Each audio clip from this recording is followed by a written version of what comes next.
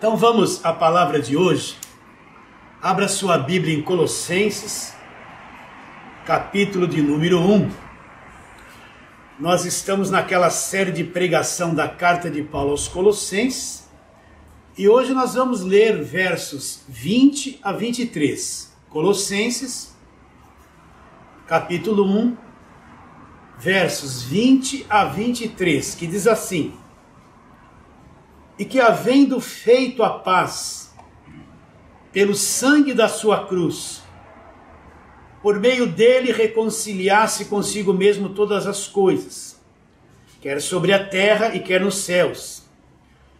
E a vós outros, ou vocês que também em outro tempo, vocês eram estranhos e inimigos na mente, no entendimento, pelas vossas obras malignas, agora, porém, vos reconciliou no corpo da sua carne, mediante a sua morte, para apresentar-vos perante ele santos, inculpáveis e irrepreensíveis, se é que permaneceis na fé, alicerçados e firmes, não vos deixando afastar da esperança do evangelho que ouvistes, e que foi pregado a toda criatura debaixo do céu, do qual eu, Paulo, me tornei ministro. Então vamos àquela perguntinha: por que Paulo escreveu esta carta aos Colossenses?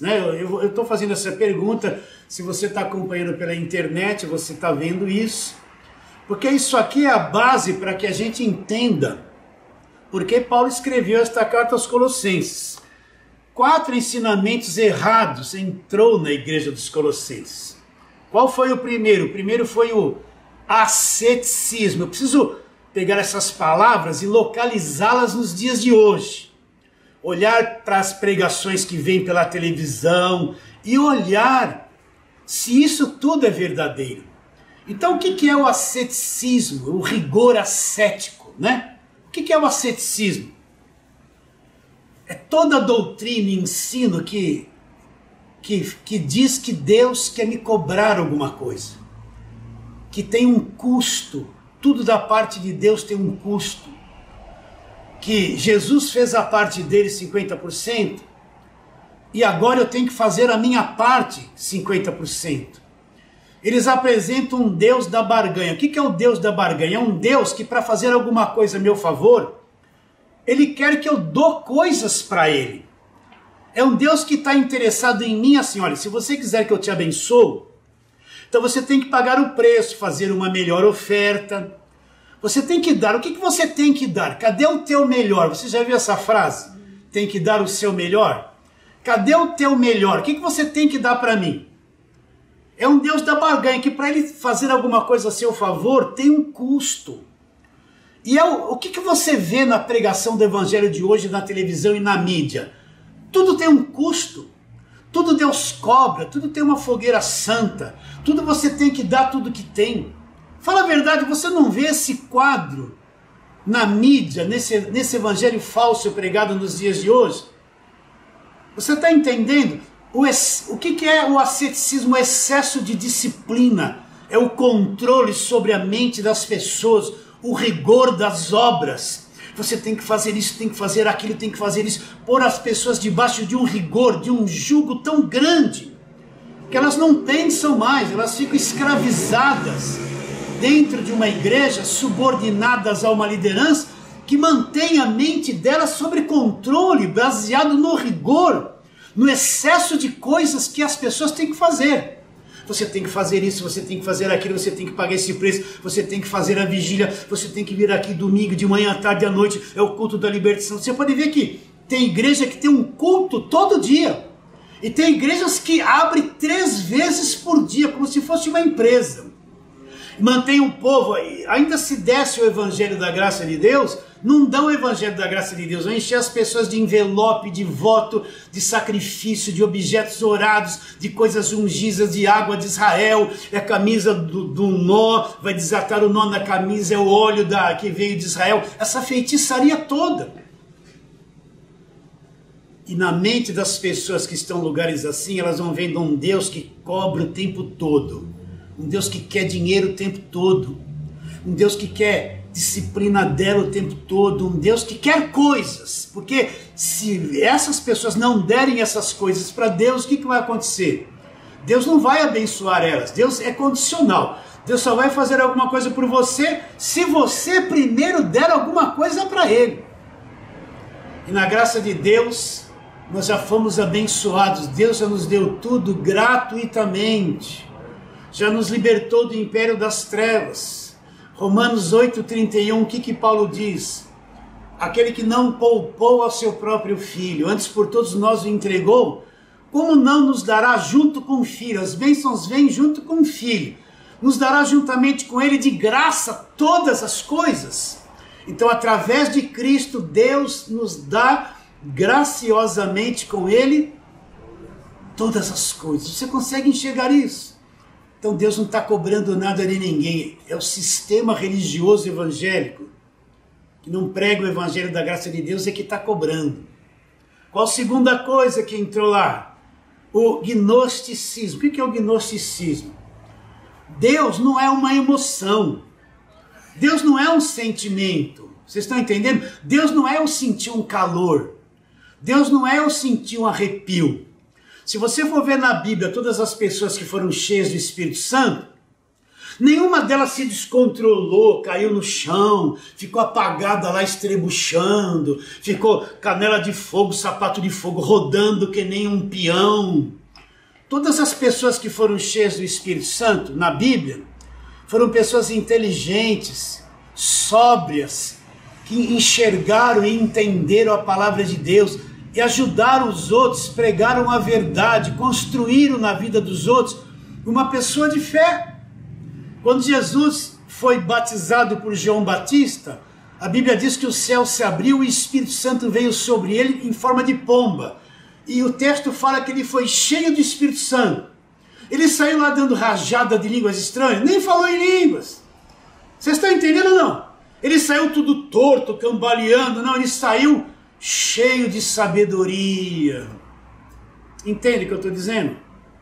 Então, as pessoas querem sentir um Deus na carne, elas querem trazer um Deus para um plano físico, para um plano emocional, elas querem um Deus que arrepia elas, que dá calor, arrepio, que descontrola. Aí você vê aquelas irmãs que ficam, calma, você já teve encontro assim, fica assim o tempo todo, tremendo, outro fica assim.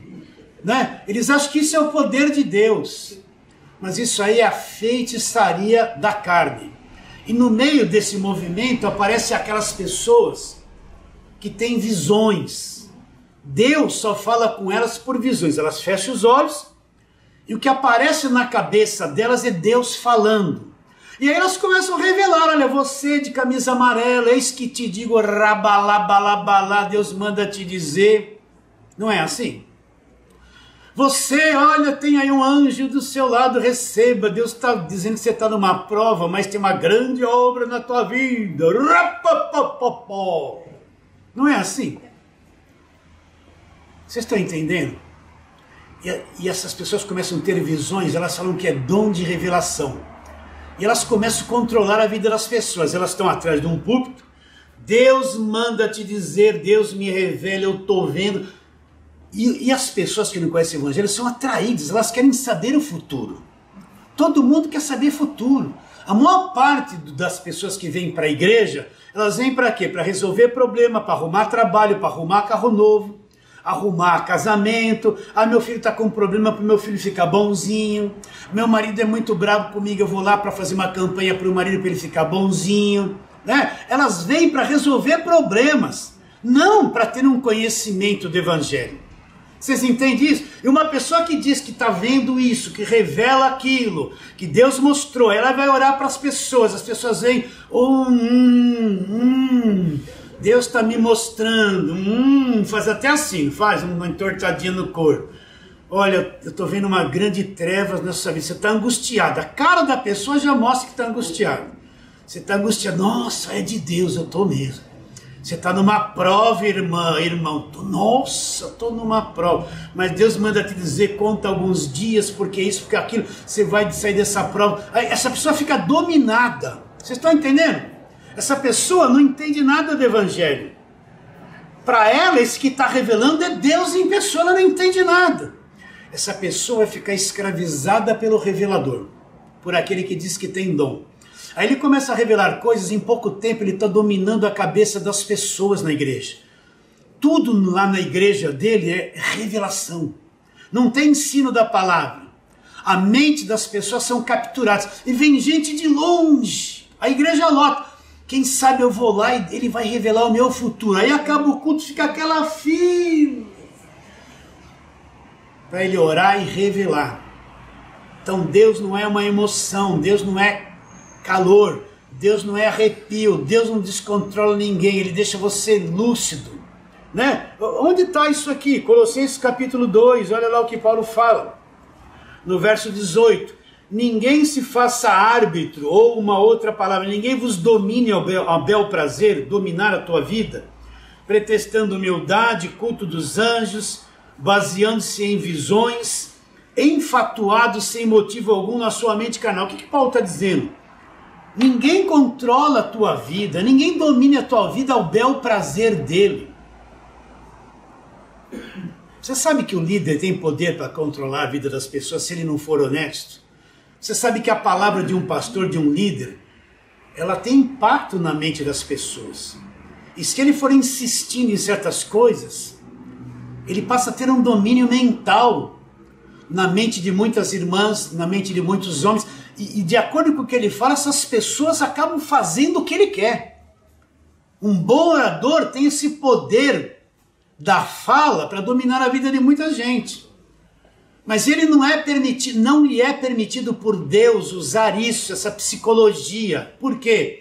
Porque se ele usar isso, ele já não é mais servo de Deus, apaga a voz do Espírito Santo dentro dele. Ele tem que falar a verdade, tem que mostrar a verdade para a pessoa, ainda que ele perca a pessoa, pregue a verdade, ele será limpo diante de Deus e não vai usar nenhuma técnica de oratória, de psicologia para dominar a vida das pessoas. As pessoas têm que ser livres, a igreja tem que ser levada a pensar, a enxergar a verdade, folhear a palavra, conhecer as cartas de Paulo. Cada um de vocês tem que pensar, tem que ser inteligente, não acreditar em qualquer coisa. E compete a quem ensina a levar as pessoas a essa liberdade. Entende ou não? Então Paulo fala, ninguém domine a tua vida a bel prazer, como ele quer, pretextando humildade, aquela irmãzinha, é humilde, né? Humilde, está ali falando em línguas, revelando a vida de todo mundo, não sabe nem nada do Evangelho da graça de Deus, é o poder de Deus, não é o poder de Deus, não tem poder de Deus sem palavra. O Paulo fala que o Evangelho é o poder de Deus, esse negócio que é só poder de Deus, não tem ensino de nada, não é o poder de Deus, é a feitiçaria da carne. Baseando-se em quê? Paulo fala em visões, enfatuado, a pessoa enfatuada, sem motivo algum na mente carnal. Então ele está dizendo que a mente, essa mente caída é uma mente carnal, e ela produz imaginações, produz visões, ela produz um monte de coisa que não é de Deus, é a produção dela mesma. Então essas pessoas dominam a vida dos outros baseando-se em visões. Outra coisa que entrou lá, o misticismo. O que é o misticismo? Você vai num culto de uma igreja que se diz evangélica, você vai encontrar um pouquinho de macumba, um pouquinho de espiritismo, um pouquinho de catolicismo e um pouquinho de Jesus, em nome de Jesus. Vocês estão entendendo o que eu estou dizendo? Vocês entendem quando eu falo Jesus, né? Então você vai num culto, eles vão te dar uma agorada, não é mais água benta do catolicismo, é agorada. Na macumba usa sal grosso, só que na igreja evangélica virou sal grosso ungido, não é verdade? Na macumba usa rosa. Você vai na praia, naquele tempo lá, como é que é? No tempo de uma Inhaçã, como é que é o nome lá?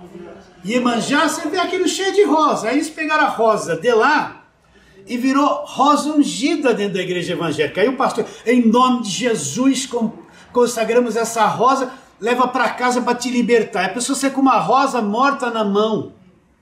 De onde vem isso? Da macumba, é sabonete ungido, bala ungida, não é verdade?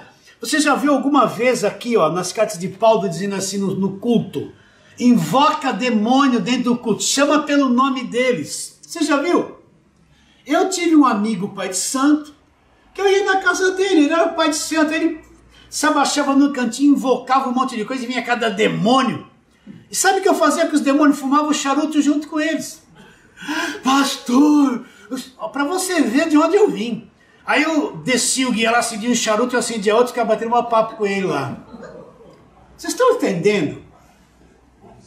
Essas coisas todas vieram da macumbas. Só que você entra numa igreja evangélica, daí que vem, ó, sessão de descarrego, sexta-feira forte, esses nomes místicos. Entende?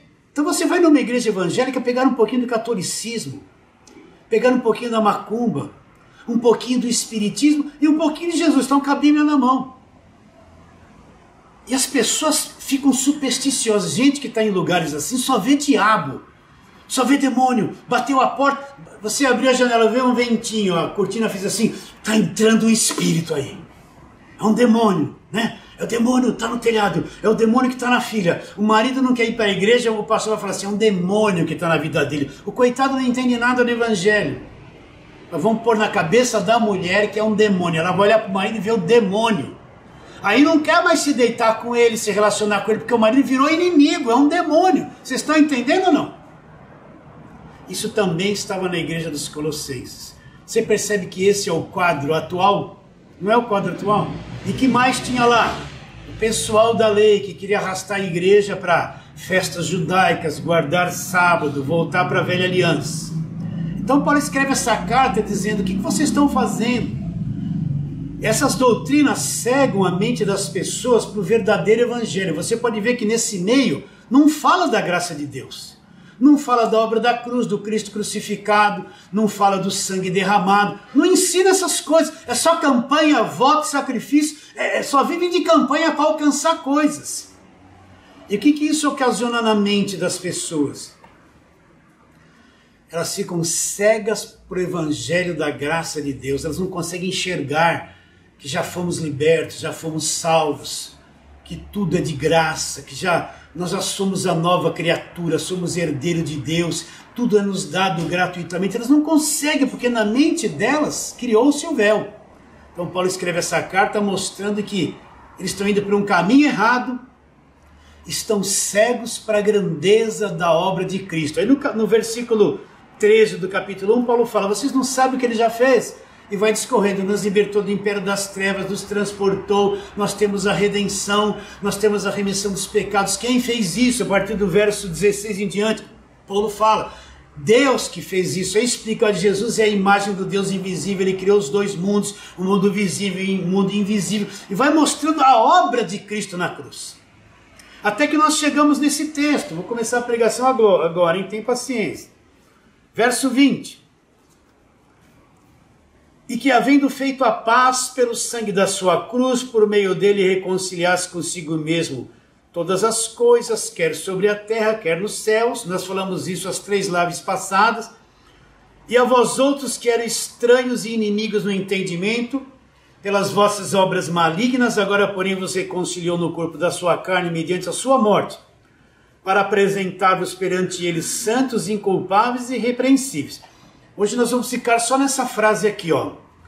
Nós éramos estranhos e inimigos aonde? Aqui, ó. Na mente. Estranhos e inimigos aonde? Na mente, no entendimento. Então, para que eu possa te explicar isso detalhadamente, vamos lá. Gênesis capítulo 3. Para você ver, o problema está na mente. A mente do mundo está aí. Então, Gênesis capítulo 3, vamos ler versos 16 e 17 do capítulo 2 de Gênesis. Depois, algumas coisas do verso 3, do capítulo 3.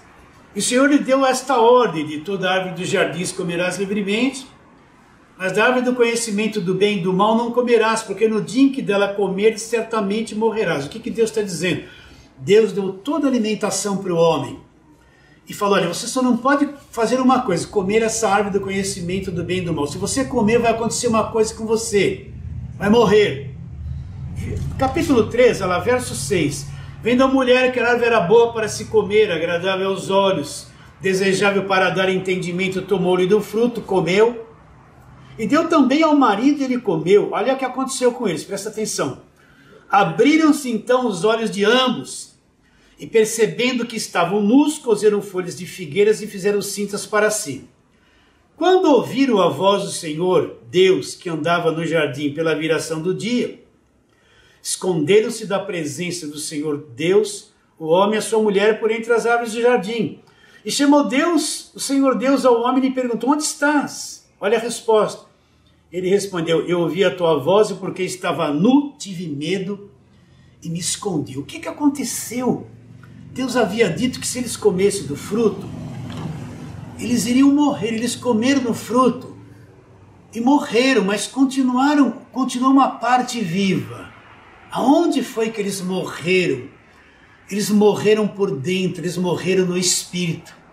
Aquele sopro que Deus implantou neles, que tornou eles um ser vivente, aquela partícula de Deus, que quando Deus soprou sobre aquele boneco que havia sido feito do pó da terra, ele se tornou alma vivente. Quando eles comeram do fruto, eles morreram por dentro. O espírito deles foi morto. O que aconteceu com a alma e com o corpo? Foi destruído. O homem foi destruído. Esta morte não é o fim da existência deles. Esta morte é a mudança que eles sofreram. A destruição que eles sofreram quando eles comeram do fruto. Pode ver que eles não tinham medo de Deus. Mas depois que eles comeram do fruto, abriu-se uns olhos. Para que lado foi aberto os olhos? Eles falaram assim: estou nu. E ouviram Deus e se esconderam e tiveram medo de Deus. Eles não eram assim. Se abriu os olhos para um lado obscuro, é sinal que os olhos deles foram cegados para o lado que eles enxergavam antes de comer da árvore do conhecimento do bem e do mal. Pastor, então o que o senhor quer dizer com isso? Que esse primeiro casal ficou estragado, o mundo emocional estragado, o corpo deles foi mudado, o corpo passou a ser um corpo sujeito à morte, sujeito à doença, sujeito à destruição. A mente deles entrou numa obscuridade. A mente deles foi apagada, destruída. Eles perderam aquela capacidade mental que eles tinham quando, antes do pecado, aqueles primeiros 2 capítulos que eles se relacionavam com Deus. A mente deles foi sabotada, foi destruída. Foi implantado na mente deles um sistema de destruição. A mente deles foi possuída por essa morte. Entende essa linguagem ou não? E essa mente passou a ser governada pelas trevas. Olha para o mundo. Olha para a mentalidade das autoridades, a mentalidade do ser humano. Não são tudo loucos? Presta atenção. A mentalidade das trevas, a mentalidade obscurecida, a mentalidade apagada. O homem tem de 100% da sua capacidade mental, ele usa o que? 5, 6%. Se ele chegar a 8 a 10, ele já é um gênio. E os 90% da mente dele que não é ativado, o que acontece ali? Porque o homem não exerce o poder de 100% da sua mente. Porque ele chega lá em 5, 6 e para nisso. Se chegar a 10 é um gênio. Cadê os 90% que estão apagados? Porque a mente do homem foi obscurecida e ela está destruída. Então, olha para mim, você tem muito problema com a tua mente. Muito. Olha que a tua mente traz pensamentos negativos e estranhos para a tua própria destruição. Tua mente projetada para ter medo disso, medo daquilo, umas paranoia. Olha bem. Então a mente entrou num estado de escravidão. O que nós estamos lendo lá em Colossenses? Nós éramos inimigos por causa da mente. E a mente produzia essas obras malignas. Então a mente do homem ficou escura, destruída, estragada, programada para o mal. É que nem entrar um vírus no seu celular. Você compra aí um celular novíssimo, ou tem lá um computador ultra lá na tua casa, um hacker entra lá no teu sistema e põe um vírus. Aquilo que era bom entrou um elemento estranho ali, detonou todo o teu sistema, você não consegue abrir, não consegue fechar, deu um pane, estragou geral. É isso que aconteceu com a mente do homem. Eu tenho muito para falar sobre isso. Isso é só uma palhinha por cima. É isso que aconteceu com a mente do homem. Ele entrou o vírus, o homem morreu, a mente dele foi destruída. Se tornou incapacitada. Então toda pessoa que não conhece o Evangelho, presta atenção nisso. Deus queira que você entenda. Toda pessoa que não conhece o Evangelho, ela já nasce escravizada na mente. Ela já nasce escravizada por esse sistema, pelo mundo das trevas. A mente dela já é umas trevas. Você vê, a criancinha nasce, ela já nasce cheia de medo. Já chora, já tem um descontrole, tem aquele susto, aquele primeiro contato quando ela saiu do ventre da mãe, estava quentinha na bolsa térmica, aí já sentiu o ar, veio para fora, respirou pela primeira vez, ali já começa o processo. Aí a criança tem medo disso e chora, é uma batalha, a víborazinha já está ali. E olha bem para as crianças, o mesmo jeito até do outro, defeito está tudo ali já, a mente delas. Aí depois cresce, a mente está mais defeituosa, vai envelhecendo, começa a falar sozinho, vira uma loucura. Mas principalmente essa mente, ela não consegue entender as coisas dos lugares celestiais se não houver uma intervenção de Deus, se não houver uma obra de Deus e um conhecimento do Evangelho.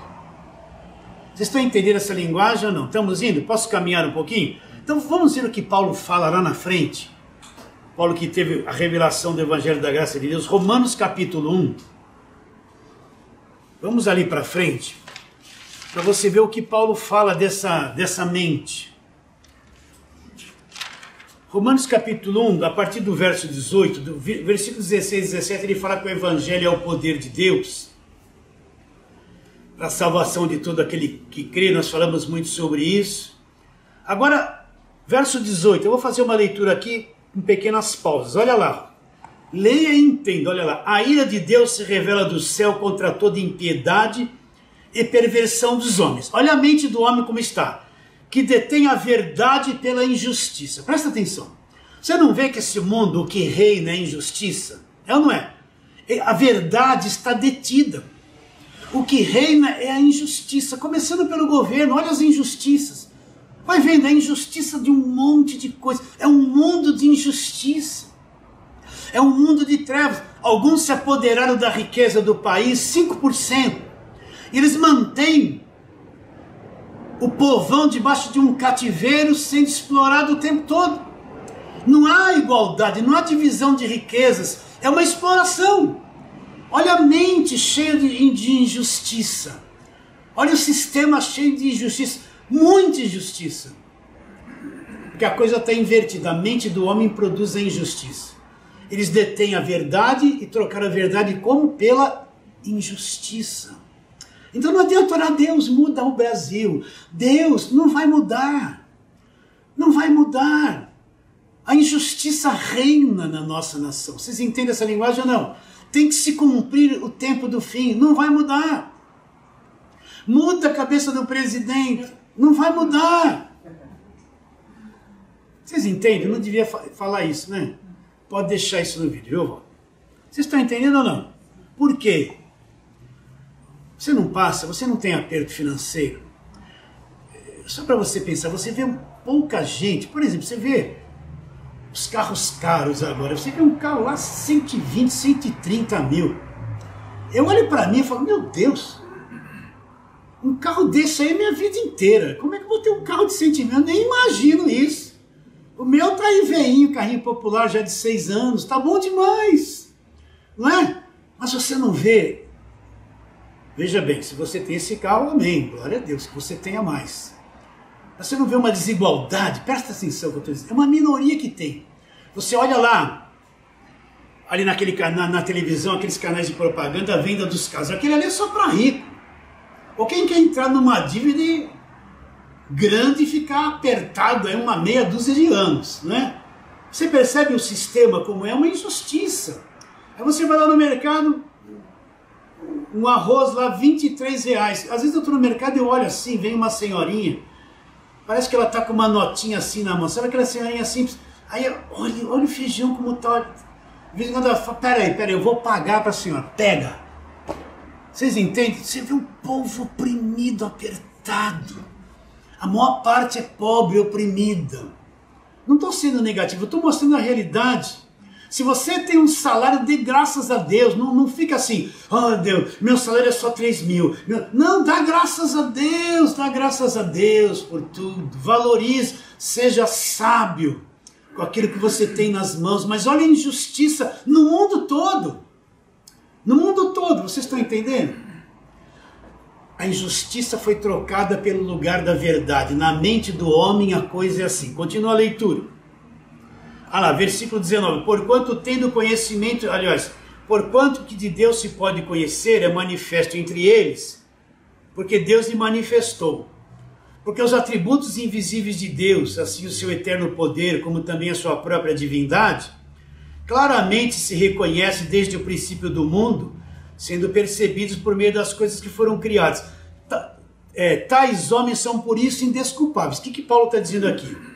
Qualquer um que olhar para o sol é prova que existe um Deus. Qualquer um que olhar para a lua prova que existe um Deus. Qualquer um que olhar para as frutas, para as aves, para o nascimento de uma criança, o universo todo no nosso mundo, a existência dele, a ordem que ele tem, chove, para de chover, lua crescente, minguante, lua cheia, lua nova, primavera, verão, outono, inverno. Ele sabe que em certos países precisa ter frio por causa de certos vírus, enquanto outros têm calor. Quando a coisa está aqui, vem o frio e o calor vai para lá. Tudo numa ordem impecável. Então, a criação é prova de que Deus existe. Os homens são indesculpáveis. Ninguém vai poder dizer que Deus não existiu. Viu tudo isso? Participou dessa natureza? Essa natureza é a linguagem de Deus e que Deus existe. Existe ou não existe? Aí depois Paulo vai começar a abordar a mente. Olha lá. Porquanto tendo conhecimento de Deus, 21, não o glorificaram como Deus, nem lhe deram graças. Agora ele vai partir para a mente das pessoas. É isso que estamos falando. Antes se tornaram nulos em seus próprios raciocínios. O que aconteceu dentro deles? Obscureceu-lhes o coração louco, o coração insensato. Olha lá, inculcando-se por sábios, tornaram-se o quê? Loucos. O que Paulo está dizendo? Eles desprezaram o conhecimento de Deus. E aconteceu uma coisa na mente deles, eles se tornaram nulos nos seus próprios raciocínios, e uma escuridão entrou dentro deles, obscureceu o coração insensato. Então todo ser humano, ele está escurecido por dentro, a mente dele está obscurecida, a mente dele foi destruída, a mente dele foi afetada, mais do que você imagina. Muito bem, alguns na ciência descobrem as vacinas, tudo isso é muito bom, a tecnologia, a ciência. Mas a mente de todos está nas trevas. Deus é que permite, abre lá uma luzinha para o homem descobrir um ponto aqui e um ponto ali. Mas a mente de todos foi obscurecida. Por isso que esse mundo é um mundo chamado de mundo das trevas. Então olha para o ser humano como ele é obscurecido. A tendência dele é brigar, é odiar, é discordar, é ser negativo, reclamar o tempo todo, reclama o tempo todo, nada tá bom. É ter discórdias e desavença uns com os outros, é roubar, é explorar, é enganar. E dentro da igreja, a liderança às vezes faz a mesma coisa. Às vezes você vê gente que se diz homem de Deus, bispo explorando, enganando. Todo mundo sabe que ele está fazendo isso. Então essa mente obscurecida, ela está no planeta, gente. Na mente de todos quantos ainda não entenderam o Evangelho. Você entende o que eu estou dizendo? E quando você encontra Jesus, a tua mente vem obscurecida. Eu vou explicar isso já já. Só o Evangelho pode ir destapando e limpando, para você enxergar a dimensão de Deus. Porque se isso não acontecer com você, você não vai enxergar o Evangelho. Estou sendo muito longo hoje, não? Vocês aguentam mais um pouquinho? Então a mentalidade de quem não conhece o Evangelho, pode ser pai, pode ser mãe, pessoas que você ama, pode ser irmãos, se eles não conhecem o Evangelho, obscurecidos no entendimento, as trevas estão lá, e a vida dele vai ser governada por aquelas trevas que estão na mente dele. Eles vão ser religiosos, eles vão se ajoelhar diante de uma estátua, eles vão acender velas, eles vão no saravá, né? Eles vão para a mesa branca, eles vão adorar o sol, eles vão adorar a lua, né? Eles vão até para a igreja evangélica. Mas a mente deles está escurecida, obscurecida. Será que você enxerga isso com tanta gravidade que nem eu estou sentindo aqui? Então você olha a mente obscurecida, matando, roubando, destruindo, enganando, traindo, adulterando, fazendo tudo atrapalhado. Olha os filhos de mente obscurecida, de repente tem uns descontroles, umas loucuras, faz tudo atrapalhado. Nem parece. Olha o marido com a mente obscurecida, casado, daqui a pouco trai a esposa, destrói tudo que construiu há anos. Mente obscurecida. Quantos... Eu sou da igreja, vote em mim que nós vamos mudar o Brasil, né? Aí foram eleitos deputados, senadores, presos em corrupção. Todos se tornaram o ladrão que eles falavam que não iam roubar. Vocês entendem ou não? Mente obscurecida, gente. Vocês estão vendo que a coisa é séria? O que Paulo está dizendo? Inimigos na mente. Inimigos na mente. Inimigos na mente, inimigos de Deus na mente, no conhecimento. Então, olha lá o que Paulo fala no verso 22. Inculcando-se por sábios, tornaram-se o quê? Loucos. Então, quando Deus olha para a mentalidade que não conhece o Evangelho, ele está vendo um monte de loucos. Nesses loucos tem médicos, tem cientistas, tem pessoas que para nós são sábias e inteligentes. Você está entendendo? Tem pessoas com capacidade extraordinária de administração, de relacionamentos, para abrir empresas, fazer um negócio ir para frente, cheio de técnica, mas toda essa sabedoria, se tratando das coisas de Deus, são tudo loucos. São tudo loucos, não pode fazer com que ele compreenda o Evangelho da graça de Deus. Vai lá para frente, verso 28, Romanos 1, 28. Agora aqui vem a chave, ó. E por haverem desprezado o conhecimento de Deus, o próprio Deus os entregou a uma disposição mental reprovável. Olha o que você está lendo, eu estou te pregando o Evangelho. O Evangelho é isso. O Evangelho não é, vem aqui que a tua vida vai mudar. Você vai ganhar carro, você vai ganhar casa, está desempregado, traz a carteira para ungir que você vai ter 30 trabalhos. Não, isso aí não é Evangelho, isso é mentira. E por haverem desprezado o conhecimento de Deus, o próprio Deus o entregou a uma disposição mental reprovável. Para quê? Para praticarem coisas inconvenientes. Então a mente do homem que não conhece o Evangelho, ela está entregue a uma disposição mental reprovável. Reprovável não para o homem, porque o homem vai achar que ele é inteligente, mas se tratando do mundo de Deus, reprovável para Deus. Agora, olha que essa mente vai produzir, olha a lista de coisas que Paulo fala, olha lá. Olha lá, agora ele vai dizer, verso 29, cheios de toda injustiça lá, cheios de injustiça, cheio de malícia, cheio de avareza, pessoas maldosas, possuídos de inveja, cheio de invejas, de homicídio, de contenda, vive brigando, de dolo, prejudicando as demais pessoas, os terceiros. Olha lá, mente cheia de malignidade, sendo difamadores, eles querem difamar um ao outro. Olha essa guerra entre políticos na internet, olha aqui, é um difamando o outro o tempo todo, uma coisa insuportável, sendo o quê? Difamadores, são mestres em difamar as pessoas. Você não está dentro disso não, você anda difamando os outros? Vou te ensinar uma coisa. Quando vier aquela vontade de difamar alguém, fala, não, eu não suporto mais isso. Porque a tua carne quer difamar. Mulheres que falam muito, os homens também falam. Não fala mais da vida de ninguém, não fala. Eu não quero falar nada, mas... E começa a difamar a vida dos outros. Infeliz é a pessoa que só fala mal dos outros e só vê o defeito dos outros, não vê uma virtude. A difamação faz parte dessa mente em escuridão, né? Olha lá, continua lá a lista. Vou ler o verso 29 de novo. Cheios de toda injustiça, malícia, avareza, possuídos de inveja, homicídio, contenda, dolo, malignidade, sendo difamadores, olha lá, caluniadores, aborrecidos de Deus, insolentes, soberbos, presunçosos, inventores de males, desobedientes aos pais. Para aqui.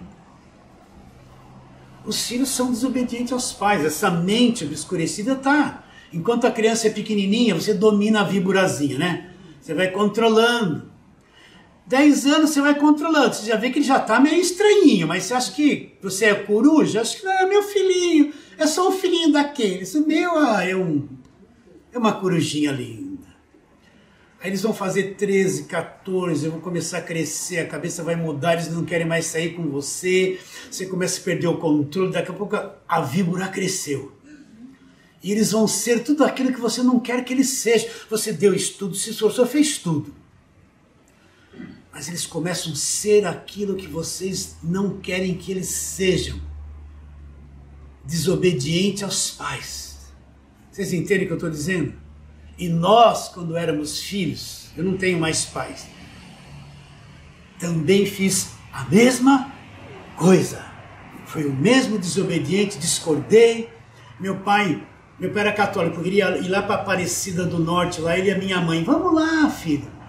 Porque eu não entrava no carro com eles, convivia um pouquinho mais que eu não entendia nada, pouco importava ir para Aparecida ou não, eles se acender vela lá, mas não queria andar com os pais, queria andar com os amigos que com o tempo desaparece, todo mundo desaparece e você fica sozinho. Amigo é tua família. Até os irmãos da igreja deixam você de lado. Olha bem o que eu estou dizendo, entende? Por que não aproveitei mais os meus pais? Porque era rebelde, desobediente, não enxergava o valor dos pais. Só quando morre, quando você é casado e você é pai, você vê o teu filho fazendo o que você fazia, aí você volta, nossa, minha mãe falava isso. Como eu era terrível, agora eu estou com a colheita aqui. Meu filho está fazendo o dobro do que eu fiz. Quer vitória? Vai chorando, já me chora. Estou brincando. Vocês estão entendendo ou não? Hã? Desobediente aos pais. A mente obscurecida vai desobedecer aos pais. Filho não gosta de obedecer o pai. Acho que me estendi um pouquinho nisso, né? Pega um reio lá, uma corrente, e põe assim nos seus lábios, mas não vai bater nele. É melhor não falar certas coisas, né? Tô brincando. Continua a lista lá, ó. Desobediente aos pais, olha lá. Insensatos, pérfidos, sem afeição natural, sem misericórdia. Ora, conhecendo eles a sentença de Deus, que são passíveis de morte, o que tais coisas praticam, não somente as fazem, mas também aprovam os que assim procedem. Aí ele vê o outro fazendo tudo errado e fala, é isso mesmo, faz isso, se fosse comigo eu já metia a mão, vai, se arrebenta todo. Agora Paulo tira a máscara de todo mundo no capítulo 2, verso 1. Porquanto é indesculpável, ó homem, quando julgas a quem quer que sejas, porque no que julgas a outro, a ti mesmo te condenas, pois pratica as mesmas coisas. Aquela lá fala mal dos outros, aquele lá mentiu. Você também fala. Você é igualzinho. Quando você fala que aquele está fazendo errado, você está se condenando. Olha para trás para ver se você não fez a mesma coisa. Você fez a mesma coisa. Não fez? Fez a mesma coisa. Pode não ter sido com tanta intensidade, mas que fez, aquele lá mentiu. Olha para trás. Olha para trás, você não mentiu. Quem sabe hoje está mentindo. Né? Aqui dentro você é uma coisa, mas quando você fala é outra, para manter uma aparência por fora, mas aqui dentro, você não é assim. Os filhos mentem para o pai para se livrar de uma disciplina. Né? A esposa faz uma coisa escondida, não fala para o marido, disfarça. Quando o marido está trabalhando lá, ela faz um monte de coisa que não é para fazer. Não estou dizendo que está traindo o marido.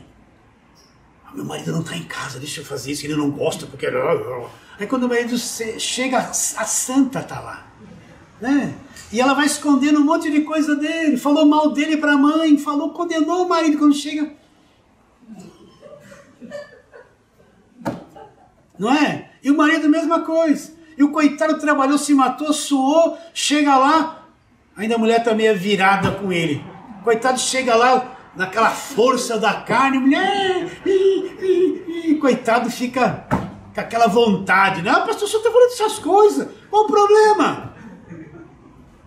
É isso que eu quero que você entenda. Olha como é sério isso, queridos. Olha como isso é grave. No que nós condenamos o outro, nós fazemos a mesma coisa. Você faz a mesma coisa. Pode não ser na mesma intensidade. Em compensação, ele faz coisas mais leves que você faz em maior intensidade. Qual a conclusão que nós chegamos?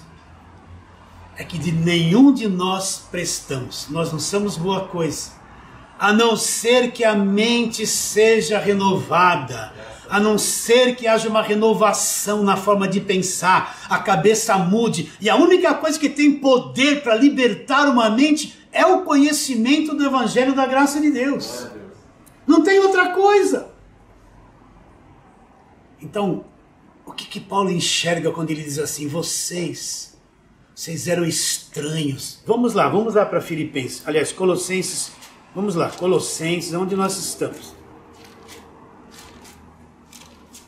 Colossenses, verso 21, 21, olha lá. E a vós outros, que em outro tempo, olha lá, Paulo está dizendo que já havia, eles tinham tido um princípio de mudança. E a vocês, que em outro tempo, vocês eram estranhos e inimigos na mente. Por quê? Olha o que a mente produz. Pelas vossas obras malignas, as obras malignas que a gente havia praticando. Agora, porém, vos reconciliou no corpo da sua carne mediante a sua morte para apresentar-vos a Deus perante Ele, santos, inculpáveis e irrepreensíveis.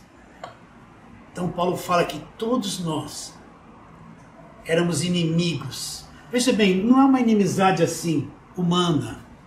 É que o estado mental nos leva a viver uma vida nas trevas, e aquilo que a gente produz é uma coisa inimiga ao conhecimento de Deus. Ao conhecimento de Deus. Você acha que Deus fica contente em ver um matando o outro, um explorando o outro, o abuso de crianças, não é? O roubo, o homicídio, esse caso do Lázaro que nós vimos todo. Você acha que Deus fica contente com tudo isso? Isso é uma coisa horrível aos olhos de Deus. É trevas, é morte. Então nós não entendemos a santidade de Deus comparada com a vida que a gente tem aqui. É incomparável. Então, a mente está nas trevas. A mente do ser humano, eu falo todos, mesmo os mais inteligentes, estão na escuridão, nas trevas, inimigos de Deus.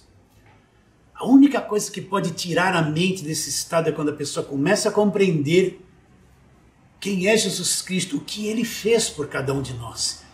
E a mente dela começa um processo de mudança. A pessoa chega na igreja. Jesus se revelou para ela, descobri. Nossa, Jesus é verdadeiro. Aconteceu isso com você? Sim ou não? Eu creio. Pela graça sois salvos mediante a fé. Isso não vem de vós, é um dom de Deus. Deus injetou essa fé no coração da pessoa, ela passou a acreditar. Mas a mente dela só tem um pontinho de luz, acreditou em Jesus Cristo. Se ela tem 40 anos, ela tem 40 anos de trevas ali. Se ela cair numa igreja de campanha, voto, sacrifício, toma posse da bênção, vai ficar rico, essas trevas vão ficar ali e vai entrar mais trevas da religião na vida dela. Agora, se ela começar a ouvir o Evangelho da graça de Deus, o que Jesus fez na cruz, as cartas de Paulo, é isso que tem o poder de entrar lá e ir rasgando as trevas, trazendo luz. E olha que é anos de trabalho. Você entende que pregar o Evangelho não é uma aventura, a igreja não é uma festinha que todo mundo canta bem, glória a Deus, aleluia, minhas crianças, eu sou uma florzinha de Jesus, e os pais, Igreja é uma oficina de aperfeiçoamento, de trabalho, de ensino, de confronto espiritual, de confronto com as trevas. Olha quantos anos os mais velhos estão aqui que eu estou lutando com vocês nesse sentido. Olha bem, não é coisa de um dia, é um trabalho até o fim da vida. Para a mente ir sendo solta, a mente sendo solta, a mente sendo solta, as trevas serem arrancadas dali. Abre lá em Romanos, Romanos capítulo 12, o que Paulo vai falar ali. Romanos capítulo 12, versos 1 e 2, mas a tônica é o 2. Então, Romanos 12, 1. Rogo-vos pelas misericórdias de Deus que apresenteis o vosso corpo por sacrifício vivo. O que é o sacrifício vivo que é o corpo? É a disciplina que você tem que ter no corpo. Teu corpo quer fazer um montão de coisa errada, ele tem paixões, ele quer se prostituir, mas você vai disciplinando ele e vai apresentar um culto para Deus como? Um culto racional. Por isso que o culto a Deus é um culto com raciocínio, com inteligência. Um culto de pessoas que têm a mente renovada, que se comunicam com Deus através do Evangelho, não é através de bobeira, de o que um acha, que o outro acha, que aquele sentiu, que o outro viu. Quando eu vou prestar um culto a Deus, é um culto com raciocínio. Eu sei que a porta está aberta, como eu me achego diante dele. Me achego diante dele com a verdade do Evangelho. E depois ele fala, o corpo com sacrifício vivo, santo e agradável a Deus, que é o culto com raciocínio, olha lá. E depois ele diz, e não vos conformeis com este século, outra tradução está com este mundo. O que Paulo está falando, não se conformar com o mundo? Com a mesma mentalidade do mundo. A irmã quer fazer um bolo em formato de coração, bate uma massa, põe lá na forma e sai um bolo coração. A massa toma a forma do coração, sai um bolo em forma de coração. O que ele fala? Não se conforme, não tem a mesma forma mental do mundo. E eu acrescento esse mundo falso, religioso, evangélico que está aí. Não ter a mesma cabeça, não tome a mesma forma. Não se conforme em ter uma mente nesse ritmo que essas religiões estão indo. Não se conforme em ter esta mente escravizada. Ele fala, mas transformai-vos como? Pela renovação da vossa mente. Então o que é ter uma mente transformada? Eu vou ouvindo o Evangelho, ouvindo as pregações, estudando o Evangelho.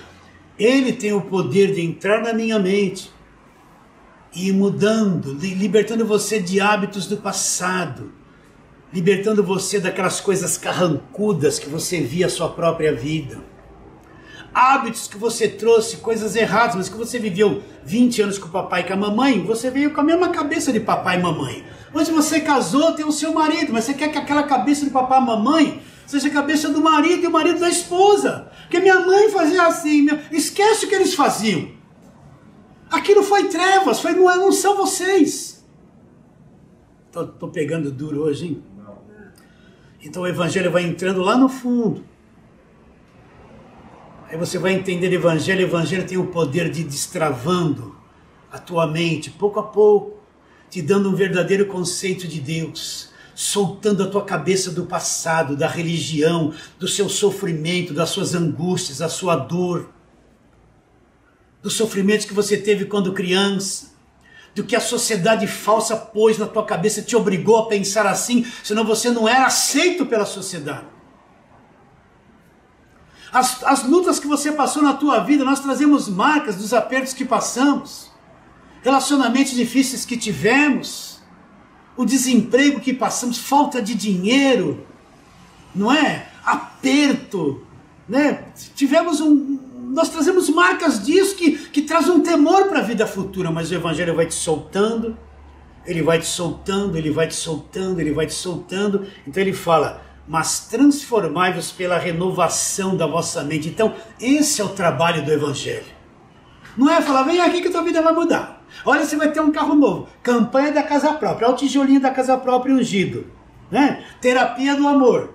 Se a mente do marido e da mulher não for renovada com esse Evangelho, pode fazer terapia do amor, não vai mudar nunca.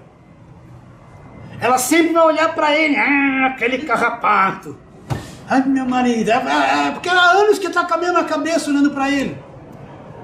Aí ele, meu marido, eu ponho a toalha assim, ele vai, vira assim. Aí chega lá o tubo de pasta. Olha meu marido. Ele aperta no meio, eu quero que aperta no fundo. Meu sogro e minha sogra. Meu sogro ia lá, põe a roupa, ele ia lá. Olha meu marido, eu gosto que o pregador fica assim.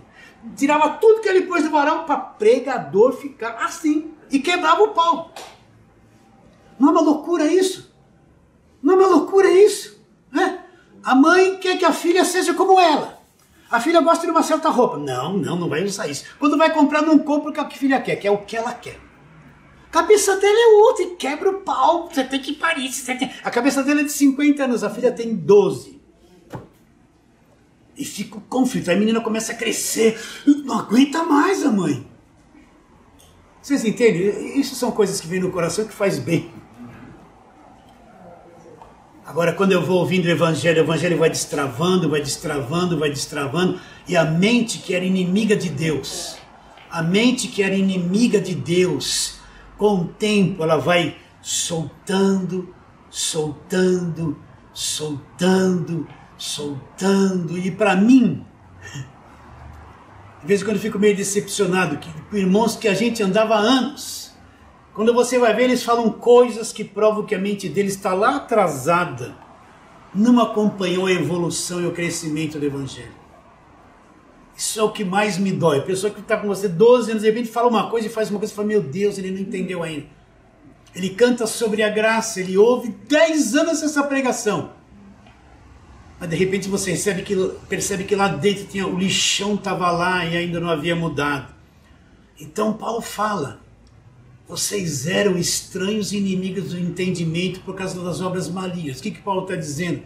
Essa mente caída é inimiga de Deus. Então por isso que eu preciso, eu pessoalmente, você também, me aplicar a conhecer o evangelho, porque o evangelho é o único que tem poder. É a única informação verdadeira que vai renovar a minha mente. E o que vai acontecer? Olha o final do verso. E não vos conformeis com este século, mas transformai-vos pela renovação da vossa mente, para que vocês experimentem. Experimente o quê? Qual seja a boa, agradável e perfeita vontade de Deus. Então quando a tua mente for solta, você vai experimentar, você vai entender, nossa, olha a vontade de Deus, eu não entendia isso, olha, isso é vontade de Deus, a boa vontade de Deus, para mim é agradável, a vontade de Deus não me causa tristeza, boa, perfeita e agradável, a minha mente fica solta e eu entendo a boa, a perfeita e agradável vontade de Deus, eu enxerguei o evangelho, enxerguei a vontade de Deus.